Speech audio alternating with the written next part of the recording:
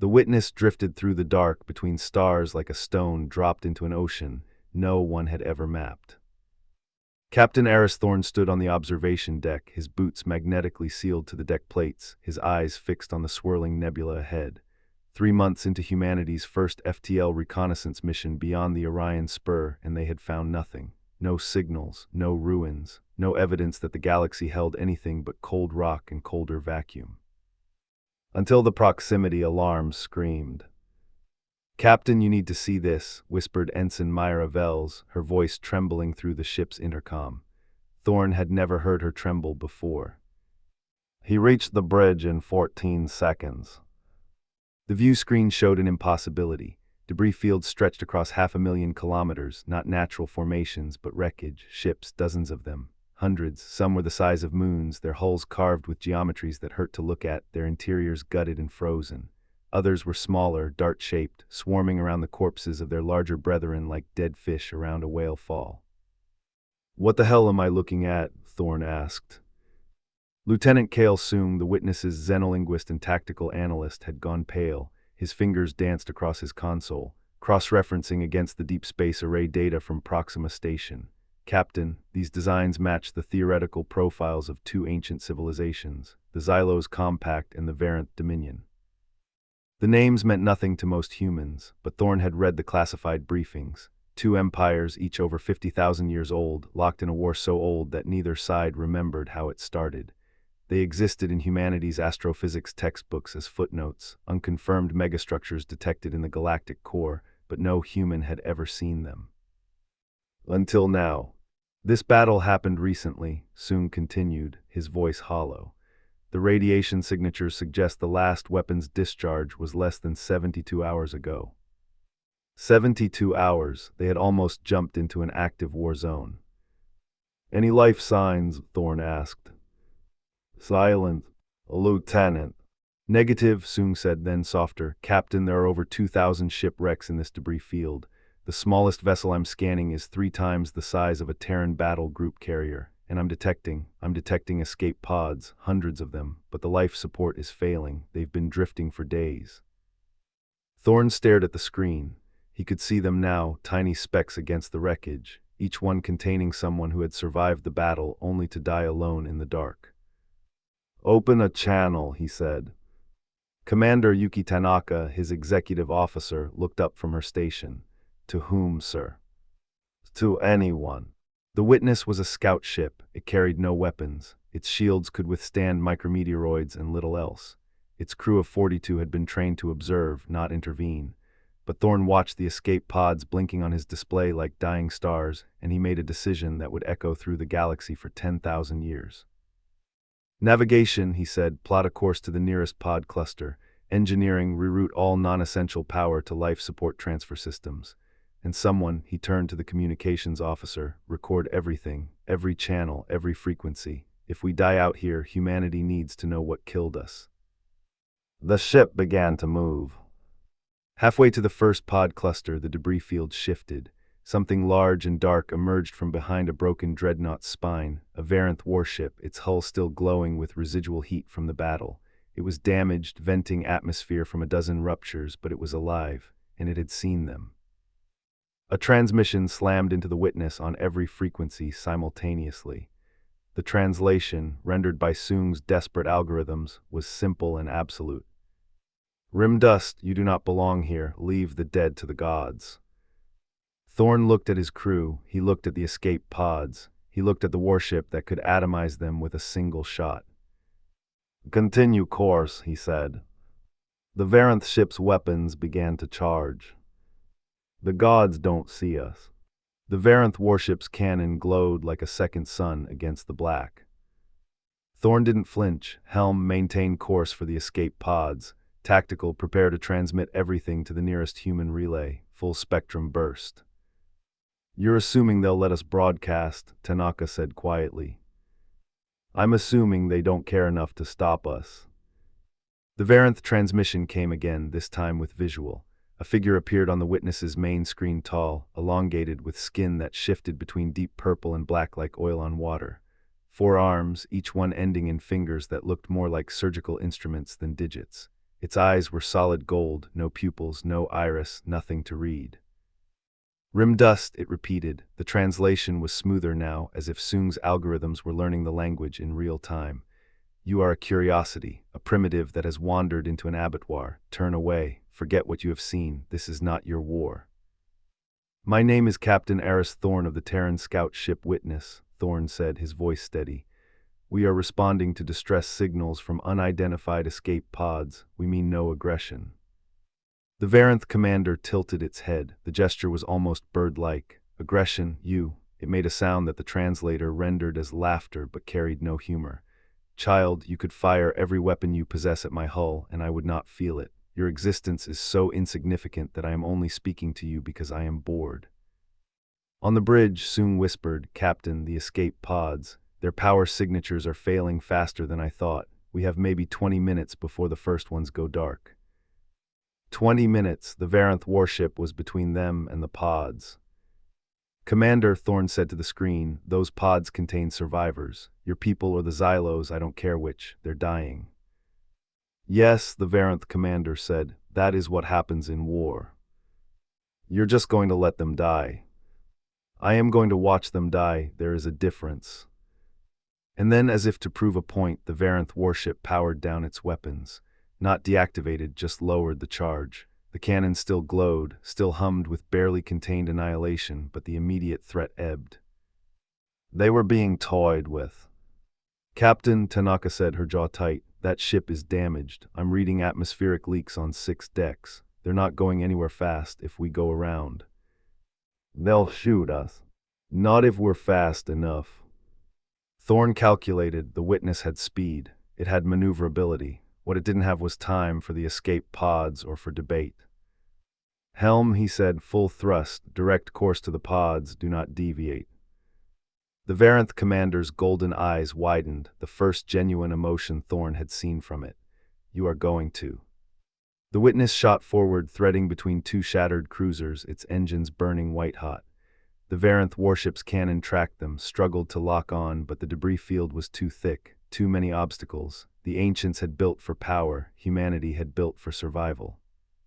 They reached the first pod in 90 seconds. Tanaka was already on the comms. Engineering, extend the docking tube, medical team to airlock 3. I want those survivors on my ship before. A laser bolt sliced past the Witness's hull, close enough to raise the temperature in the bridge by 5 degrees. The Varanth warship had repositioned. Its cannon was locked on. Impressive, the commander said. You have the instincts of a prey animal, but instincts do not stop plasma. The cannon glowed brighter, hotter, the Witness shook. And then Thorn did something that no one in the galaxy, not the Varanth, not the Xylos, not any of the 1,000 other species who had lived and died under the shadow of the ancients, had ever thought to do. He started broadcasting. Not to the Varanth, not to the Xylos, to everyone, every frequency, every relay, every listening post in every system within 100 light-years. The feed was simple, the Varanth warship targeting an unarmed scout ship that was trying to rescue survivors. The Varanth commander's face frozen in arrogant contempt, the escape pods flickering like candles in a hurricane. And Thorn's voice calm and clear. This is Captain Aris Thorn of the Terran scout ship Witness. We are a Rim species. We have no part in your war, but we refuse to look away. The Varanth commander's eyes changed, not widening this time, narrowing, calculating. What have you done? The cannon fired. The long scream. The plasma bolt missed. By 3 meters. The Witness had already moved, not because Thorn had given the order, but because Ensign Vels had overridden the helm and thrown them into a lateral spin that cracked 2 of the ship's support struts and sent loose equipment flying across every deck. 3 crew members suffered concussions. 1 broke her arm. But they were alive. Damage report, Thorn shouted over the alarms. Hull integrity at 83%, Tanaka yelled back. We lost the port sensor array, and Captain, the escape pod, the one we were next to, the blast wave. Thorn didn't need to hear the rest. He saw it on the screen. The pod was gone, vaporized. 23 souls by Soong's initial count. The Varanth commander's voice cut through the chaos. You see now, Rimdust, this is mercy. One blow, one death. There are no screams in space, no blood, no mess. We are not barbarians. Thorn's hands were shaking. He forced them still. You just murdered 23 people, he said. I ended their suffering. They would have died anyway, if not from vacuum, then from age, from illness, from the inevitable heat death of this universe. You Rim species cling to life as if it matters. It does not. Only the war matters. Then why did you miss? Silent. What? You fired a warship's main cannon at a scout ship from 3 kilometers away, Thorn said. Your targeting computers are older than our species. You should have hit us. But you missed. Either your ship is more damaged than you're letting on, or your crew is exhausted, or your empire has been fighting for so long that your warriors have forgotten how to shoot straight. The Varanth commander's golden eyes flickered. You know nothing. I know you're afraid, Thorn said, not of us, of what we represent. A species that doesn't know your war, doesn't care about your history, and refuses to play by your rules. That terrifies you. The transmission cut. The Varanth warship didn't fire again. It didn't move. It simply hung there, massive and wounded, a god with a cracked skull. Captain, Sung said, his voice strange. The broadcast, it's propagating faster than I expected. Neutral trade relays are picking it up, pirate stations, even some Xylo's border outposts. How fast? At this rate, it'll reach human space in 6 days, but that's not what's interesting. Captain, I'm detecting responses, dozens of them, hundreds. They're coming from systems that aren't aligned with either faction. Thorn stared at the screen. The Varanth warship was beginning to drift, not maneuvering, just coasting. Had they shut down, abandoned ship? What are the responses saying? Sung read from his console, his voice barely a whisper. Who are you? What is a human? Is this real? And one that keeps repeating from 17 different sources. It says, we thought we were alone. The galaxy, Thorn realized, was not just divided into 2 empires. It was filled with Rim species, thousands of them, maybe millions, who had spent millennia hiding in the cracks between the titans, watching, waiting, believing they were the only ones too small to matter. Humanity had just announced that they were not alone in their aloneness. Engineering, Thorn said. How fast can we get to the nearest neutral relay station? 12 hours, came the reply, if we push the engines past their safety limits. Push them. Captain Tanaka said, we have survivors too. We have an obligation, Thorn interrupted. Those 23 people died because we tried to save them. We can't bring them back, but we can make sure their deaths mean something. Helm, set course for the relay station. Full burn. The witness turned away from the debris field, away from the Varanth warship, away from the dying pods they couldn't reach. Behind them, the Varanth commander watched the tiny ship disappear into the void. For the first time in 50,000 years, it opened a secure channel to its home world and lied. We encountered no resistance, it said. The Rim remained silent. But as the words left its mouth, it knew, with a certainty that felt like cold poison in its 4 hearts, that the silence had just broken. The cracks become canyons. The witness reached the neutral relay station, a ramshackle habitat called Freeport 7, built into an asteroid on the edge of Xylo's space, and found a crowd waiting. Not physically, the station's docking bays were empty, but the transmission queues were overflowing. Thousands of ships, none of them larger than a human destroyer, had been listening, had seen the broadcast, had started recording and rebroadcasting it across their own networks. The Varanth warship targeting an unarmed rescue vessel, the escape pods dying in the dark, the commander's words, there are no screams in space. Freeport 7's administrator, a crustacean-like being called a Telaru, met Thorn on the docking bay. Its translator box clicked in word. You are either the bravest or the stupidest species I have ever encountered, it said. Can you help us distribute the footage? Thorn asked. Can I human? It's already distributing itself. Every Rim species within 500 light years is spreading your broadcast like a virus. The Varanth are trying to suppress it, but they don't understand. The Telaru's eye stalks swiveled. You can't delete something that exists in a million places at once, not unless you're willing to destroy every Rim relay in the galaxy. And the Xylos. The Xylos are, the Telaru paused. They are watching, quietly, Some of their civilian networks have started airing the footage without authorization. I hear the compact is having internal debates about whether to declare you allies or deny your existence entirely. Which way are they lining? They're politicians. They're leaning toward whatever keeps them in power. Thorne spent the next 72 hours on Freeport 7, transmitting and recording, recording and transmitting. His crew worked in shifts. They ate when they could, slept when they couldn't. The station's inhabitants brought them food, water, strange alien beverages that tasted like burning metal.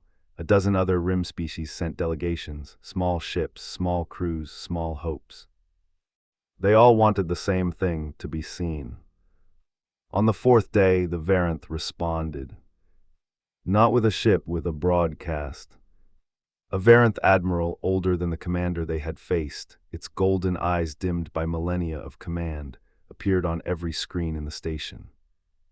To the species calling itself human, it said, "You have violated the sovereignty of the Varanth Dominion. You have interfered in military operations. You have broadcast propaganda intended to destabilize our society. As of this moment, any human vessel found outside your home system will be destroyed. Any human found aiding your cause will be executed. This is not a negotiation. This is a sentence." The broadcast ended. The station fell silent. Then, from 100 different ships, 100 different species began to laugh. "They threatened you," the Telaru said, its translator clicking with something that might have been amusement. "They actually threatened you, as if you were a normal species that would be intimidated by a normal response." Thorne didn't laugh. He was already recording. "Send this to every relay," he said. "Every channel, every frequency. I want every Varanth civilian to see it." The camera focused on his face. "My name is Captain Eris Thorne," he said. "My species has existed for 300,000 years. For 299,000 of those years, we had no technology, no cities, no writing. We lived in caves and hunted with sticks. We were prey." He paused. "Then we learned to make fire. Then we learned to make tools. Then we learned to make ships. And now here we are 50,000 years after your war began, 5 minutes after you noticed we exist. You say we've violated your sovereignty. You say we've interfered. You say we've destabilized your society." He leaned closer to the camera. "Good." The broadcast went out. The Varanth suppressed it. The Varanth failed. By the time the Admiral's threat had reached Varanth space, Thorne's response had already reached Varanth homes, Varanth kitchens, Varanth children's bedrooms. In 100 systems, Varanth civilians watched a human, a rim-dust primitive, tell their leaders that their threats meant nothing. And for the first time in 50,000 years, they asked themselves a question no Varanth had ever dared to ask. What if the war isn't worth it? The cracks became canyons. When gods beg. The collapse happened faster than anyone predicted. Varanth's supply lines, already stretched thin after 50 millennia of warfare, began to fray. Workers refused to load munitions. Freighter captains refused to fly into contested space. On a dozen worlds, protests erupted, not against the Xylos, but against the Varanth High Command, against the war itself. The Xylos Compact, sensing weakness, launched a coordinated offensive. They pushed deep into Varanth territory, capturing worlds that had been contested for centuries, but their victory was hollow. Their own civilians, having seen the witness broadcasts, began asking the same questions. Why were they fighting? What was the point? Who would be left to rule when the last soldier died? Both empires were bleeding out. Thorne watched from Freeport 7 as the Galactic Order crumbled. The Telaru had given him a private observation deck, a bubble of transparent alloy that looked out onto the asteroid field. He spent hours there, watching ships come and go, watching the lights flicker. "You know they're going to blame us," Tanaka said, joining him. "Let them. They're already calling it the human contagion, the Rim pox. Some of the core species are saying we weaponized compassion." "Was it a weapon?" Thorne asked. Tanaka considered. It was a mirror. On the 45th day after the witness first entered the debris field, the Xylos Council requested a meeting. Not a demand, a request. That alone told Thorne how much had changed. They sent a diplomat on a small, unarmed ship. The diplomat was ancient, so old that its species had forgotten how to count its years. Its name, translated roughly, meant stone that stood through flood. Captain Thorne, it said, its voice like grinding gravel. The Compact wishes to offer humanity a seat at the Galactic table, full voting rights, access to technology, a permanent place in the council chambers. And what do you want in return? Stone that stood through Flood paused. We want you to tell the Variant that the war is over. They will listen to you. They will not listen to us. Why not? Because you are not their enemy. You are something worse. You are their conscience. Thorne didn't answer immediately. He walked to the observation deck's window, stared out at the stars. This war has been going on for 50,000 years, he said. How many species have you wiped out? How many rim civilizations have you crushed because they got in your way? How many young things have you burned to ash because they asked too many questions? Many, the diplomat admitted. You want us to clean up your mess? Yes. Thorne turned no. Captain, you heard me. No, we won't negotiate for you. We won't fight for you. We won't be your weapon or your scapegoat or your excuse. If the war ends, it ends because you and the Variant decide to stop killing each other, not because some rim species showed you a mirror and you didn't like what you saw. The diplomat's ancient eyes flickered. Then what will you do? We'll keep watching, keep recording, keep broadcasting, and if you start another war against each other, against the Rim, against anyone, everyone will see it. No more secrets, no more convenient silences. The galaxy's eyes are open now, and we're not going to blink. 3 days later, the Variant's Supreme Commander requested a ceasefire, not from the Xylos, from Thorne. The negotiation lasted 72 hours. Thorne refused to mediate. He refused to choose sides. He simply sat in a room on Freeport 7, alone, while representatives from both empires shouted at each other through translators. Finally, the Variant commander turned to him. You could end this, it said. One word from you and my people would listen. Why won't you speak? Thorne looked at the commander, at its golden eyes, hollow with age and exhaustion. Because it's not my word that matters, he said. It's yours. You have to want it, both of you. And until you do, nothing I say will mean anything. The room fell silent. Then the Xylos diplomat spoke. We want it. The Variant commander closed its eyes. We want it. Thorne nodded. Then let's talk. The inheritance of Ash. The Treaty of Freeport 7 was signed in a cargo bay on a rusted asteroid station, witnessed by 42 humans, 300 rim species, and exactly 8 representatives from the ancient empires, 4 Xylos, 4 Variant. It was not a celebration. The war had ended, but the galaxy was broken. Entire sectors had been depopulated. Trade routes that had functioned for millennia had collapsed. The Xylos Compact was a hollow shell, the Variant Dominion a crumbling ruin.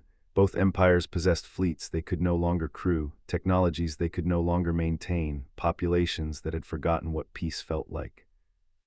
Into this vacuum stepped the Rim. Not as conquerors, as survivors. Humanity sent engineers to help rebuild Variant power grids. Xylos scientists shared medical knowledge with Rim species who had never seen a doctor. Freeport 7 became a hub not of war but of trade, of conversation, of hope, fragile and flickering. Thorne was promoted to admiral, though he hated the title. He spent most of his time on a new ship, the Remembrance, visiting Rim worlds and recording their stories. The galaxy was vast, he had learned, and most of its history had never been written down. One day, he visited a small human colony on the edge of Variant space. A school had been built there, humans and Variant children learning together, supervised by a Xylos teacher who had been a soldier 3 years ago. A child approached him, clutching a piece of paper. Is it true you stopped the war? The child asked. Thorne knelt. I didn't stop it. Everyone stopped it together. The child handed him the drawing. It was crude, childlike, beautiful. 2 figures, one Variant, one Xylos, holding hands. Above them, a small stick figure with a circle around its head.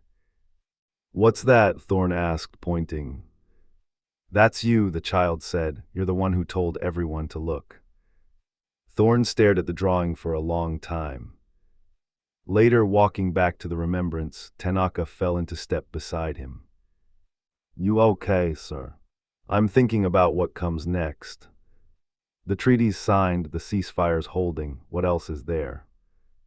Thorne stopped at the boarding ramp. He looked back at the colony, at the children playing together, at the Varanth and Xylos adults working side by side, at the small garden someone had planted in the shadow of a decommissioned warship.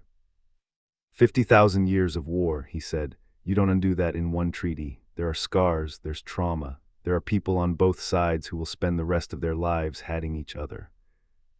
Maybe, Tanaka said, but there are also children who don't know how to hate yet. Thorne smiled. It was a tired smile, worn thin by everything he had seen, but it was real. Get me the latest RIM census data, he said, climbing the ramp, and a list of every species that still doesn't have a seat at the table. We have work to do. The remembrance lifted off, rising through the atmosphere into the star-filled black. Below, the child who had drawn the picture watched it go, waving until the ship was just another point of light. In the years that followed, historians would debate whether humanity had ended the Rim Wars or simply inherited them. They would argue about Thorne's legacy, about the treaty's flaws, about the cost of survival and the price of peace. But on the colony and the school, the drawing stayed pinned to the wall. Two gods holding hands, and above them watching a witness. The end.